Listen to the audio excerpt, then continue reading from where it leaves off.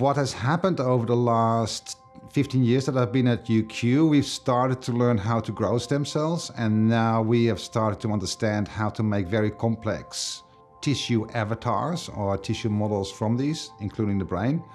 And now we are progressing towards understanding how we can use them to identify and screen better therapeutics for these diseases.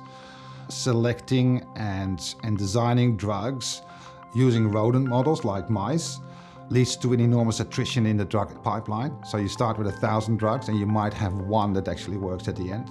So we are changing that paradigm entirely by making banks of humans with different genetic backgrounds and then making organ models in the dish and then screening the drugs on the human organs.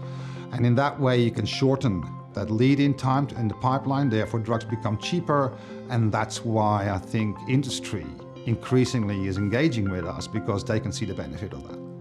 But where it's going is really edgy, because, for example, our brain organoids develop consciousness or signs of consciousness. So we're also seeing if we can teach them things and see if we can understand the cellular basis of consciousness and learning and memory. So that's sort of one of the things that I'm really interested in doing over the next 5 to 10 years.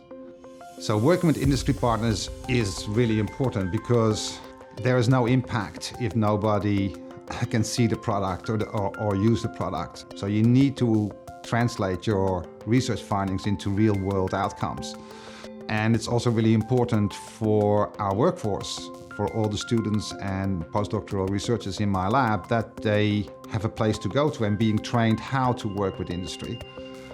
Something that I tell my students a lot is that we're actually living in a junction of time that is super exciting, because one, we now have human stem cells and we have human models.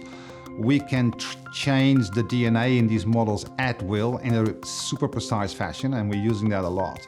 And we're using automation and robotics to make it replicable and high throughput. That, plus the addition now of artificial intelligence that we're using to look at our data, those 4 things coming together now in this decade is going to change the way that we do biological research and pharmaceutical discovery.